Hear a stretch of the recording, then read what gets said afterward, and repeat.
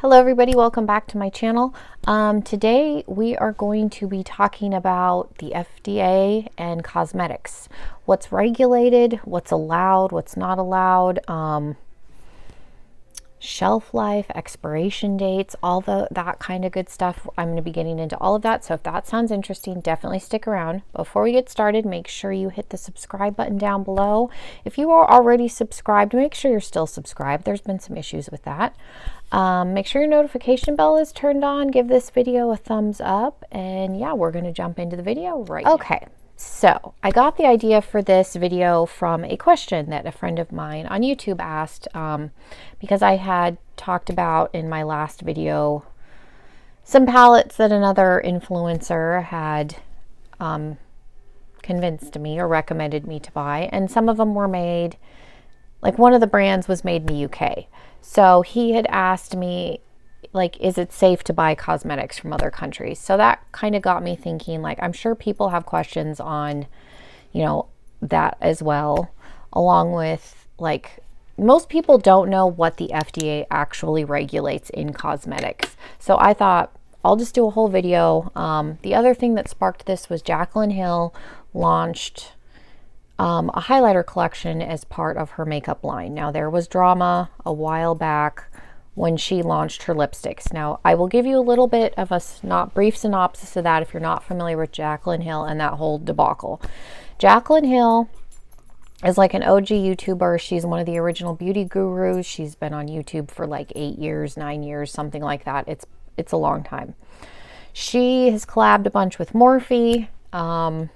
She finally started her own makeup line. Okay, so she released her first thing from the line was a line of nude lipsticks. Well, everybody got their lipsticks and there was contamination issues. People were finding fibers, people were finding metal shards, there was balls of plastic, lipsticks were melted, it was a mess. And so then it kind of came out, you know, is she breaking the law? Are there legality issues? Is the FDA going to come in and shut her down? All these things. I was going to do a video about this then, and I didn't get around to it, and then it kind of passed. And so I just never felt like I needed to do it. Okay. So her new launch has come out. People are kind of talking about the lipsticks again. And then I had the question prompted about the eyeshadow that I bought from the UK. Is it safe? So I figured I would get into what the FDA actually regulates in the cosmetic industry. And it's probably going to frighten some people, to be honest with you. When I looked up this information before, it was surprising to me how little is actually regulated in the cosmetic industry. And they do regulate a lot, so I don't want you to think that they're not regulating anything, but it's probably not regulated as much as you would think. So I'm going to get into it. That was the world's longest intro. I apologize. Okay. So I have my computer right here, and I am reading this from the FDA. This is their small business and homemade, what is this? Fact sheet. This is from the U.S. Food and Drug Administration. So this is from the FDA's website. I will leave the link to the fact sheet that I am pulling from down below.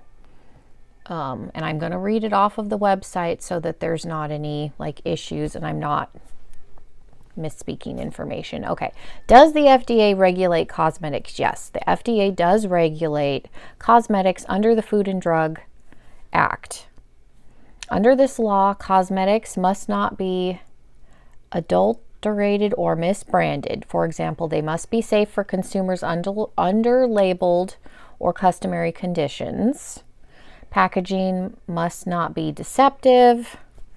Okay, so yes, the FDA does regulate cosmetics to a point. Let's see.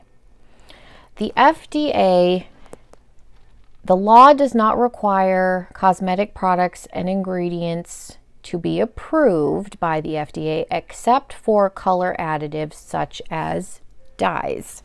So that is where you're going to get into eyeshadows and pressed pigments. Okay, we'll pull up, like, this is the Jaclyn Hill palette from Morphe. This is an eyeshadow palette. Okay, there's nothing in here that's not eye safe. Okay. Now, Jeffree Star's palettes, and I'm just going to use him as an example because he's a well-known brand. Okay, this says eyeshadow / pressed pigment palette. Now, the reason it is labeled as such is because Jeffree Star's palettes are vegan. Just to give you a little education, mica is used in like reds, purples, oranges. Mica is crushed up beetles. So for your eyeshadow to be vegan, you cannot have beetle parts in it. So to get reds, oranges, yellows, purples, they use dyes. Dyes can cause staining. Some people have reactions to that. So therefore, pressed pigments are often deemed not eye safe. So if you read the carton that this comes in, it will list, I believe it's and what, cherry wet, like these reds and pinks, I believe, and a couple of these like orangey ones.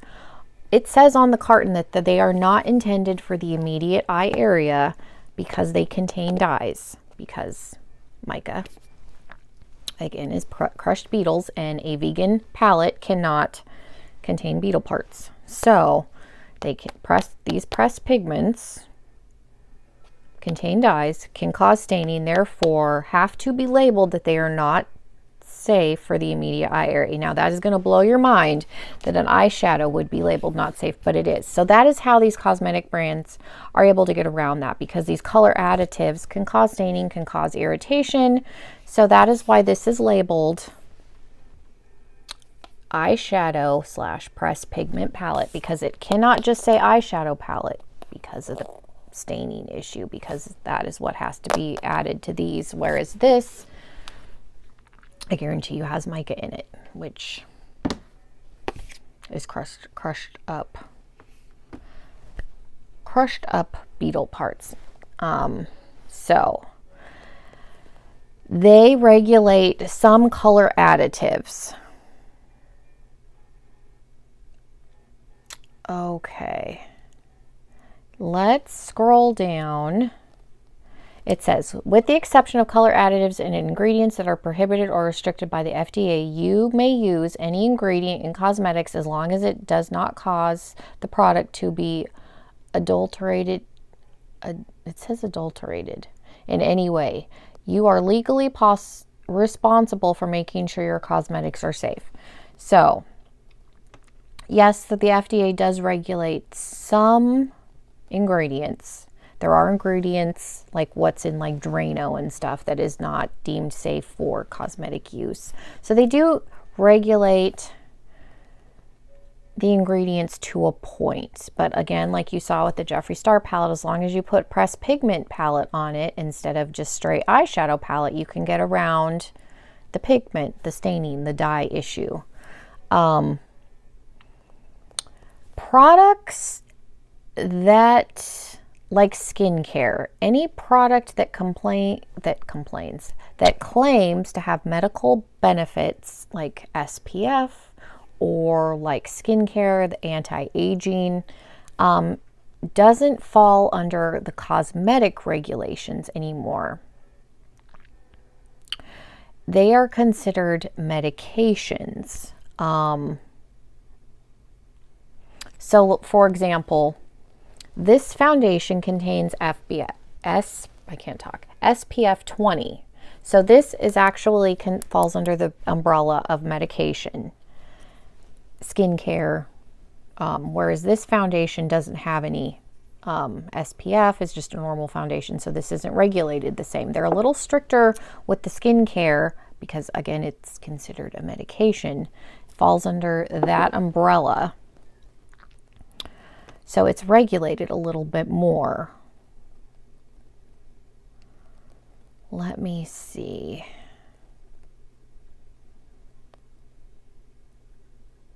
I'm looking to see if there's anything else on here. Okay. So yeah, anything with medical claims. So again, skincare, anti-aging, SPF. So that that stuff is regulated more because it's a medication. It's no longer considered a cosmetic. But like lipsticks, eyeshadow, blush, mascara falls under the cosmetic umbrella. Let's see. So now we can get into shelf life. There are expiration dates. There are expiration dates on the bottom of products. So like this, it's very small and I don't know if you'll be able to see it. There's a little tiny jar down here and it says 12 months. So that is from the time you open it. They guarantee, 12 months. This one's probably less because of the SPF in it. It's probably, let's see. Let me see if this, I've never even looked. And like, because this has SPF, there are drug facts on it. So this one has this whole extra sheet, but I don't see, there should be an expiration date on here somewhere. But again, because it's not considered a oh, it does. Okay. So this has an actual date on it. And again, because it's considered a medication, there's an actual stamped date versus the jar. Like the eyeshadow, this again has the little jar that you probably won't be able to read, and that says 12 months. This is 12 months. What's Jeffree Star's? 12 months. Most palettes are going to be 12. I have heard of some saying 6. Yeah, that's 12. Surprised Give Me Glow. Give Me Glow is an indie brand, and interestingly enough, there is not anything, there probably was on the actual carton, but the palette itself. So these are all 12. I have heard of some palettes being like 9. I think Natasha Denona's is like 6 or 9. So that's from the time you open it. Now, there is nothing in place saying that a company couldn't produce said eyeshadow palette or bottle of foundation and have it sit on a shelf for 1, 2, 3 years. There's nothing regulating that. So like in the instance with the Jaclyn Hill lipsticks, there was controversy that she had manufactured those lipsticks like 3 years ago and then was just now selling them. Now, I don't know whether or not she did that. I think the components were probably sitting around for that time and probably weren't cleaned properly. I have some different theories on what could have happened with her lipsticks, but we could get into that in another video. But even if she did manufacture the lipsticks 3 years ago, she's not breaking any laws selling them. So like, let's say she did make them 3 years ago. They were sitting on a shelf. She finally gets her company up and running and going and is ready to launch and then sells them. She would not be breaking any laws by doing that. Is that unethical? For sure. But brands do it all the time. Mystery boxes were created to move inventory that's been sitting on the shelf for a long time, that's starting to get into questionable territory. Now, brands, I don't think, and I tried to look it up, there's no definitive amount of time from when a product's produced, as long as it doesn't have like SPF or any, as long as it doesn't fall under the medication umbrella, there's really nothing in place saying that if Tarte produced this foundation 5 years ago that they couldn't sell it. Now, again, would that be unethical? Yeah, it would, but they wouldn't be breaking any laws. It's just like if you go on Sephora and go on the sale section, there's makeup that's been on sale on Sephora's website for 3 years. It's probably hitting that point where that stuff is starting to break down and is not working as well. Brands will do it all the time. A lot of times when they have sales and it's just specific products, that product's been sitting in their warehouse for a long time and they're trying to move it. So this isn't anything new, but I don't think the average consumer is aware of it. So yeah, Jaclyn Hill very well could have manufactured lipsticks 1 or 2 or 3 years ago, but again, she wouldn't be breaking any laws. It would just be an unethical thing at that point. Like I said, companies do it all the time. I bought a primer a Too Faced primer from Sephora before that I'm pretty sure was expired because it smelled kind of rancid and didn't work right. Should I have returned it? Yeah, but by the time I had figured that out, it was, and I had never used it before, so I didn't know what its performance was supposed to be like until later. And by then it was too late to return it. So, like, I live in Yuma. We have a smaller Sephora that probably doesn't move inventory as quick. So there, you run the risk when you buy things in the store that they might be expired. And they're still allowed to sell them because the expiration date that is on the bottom of the product only pertains to when the product is open. There is nothing in place saying that, okay, you've produced it at such and such a time. You must sell it by such and such a time. Now, they do know the life of the product because there's batch codes on things. Now, the batch code will tell you if it's done properly as far as the company is concerned. That way they know how old their inventory is, but they're not obligated to tell you that information, and they're not obligated to destroy inventory after a year or two. Like I said, it's not uncommon for stores to have inventory that's 3 years old. So it's important to be aware. And like I said, the FDA doesn't really regulate cosmetics as much as you would think that they do. And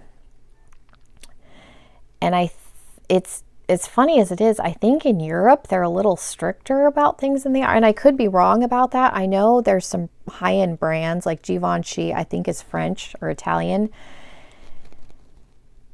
And I think they're a little stricter on that kind of thing in Europe, more so than they are here, just because of how things are labeled in the States. But I could be wrong. Like I said, it's not as easy to find like concrete information as you would think. So hopefully this video made sense. I tried to like follow my notes so that there was some sort of like start to finish, but yeah, just kind of be aware. And if you do buy a product at a store, like Sephora and Ulta have return policies, you can return things.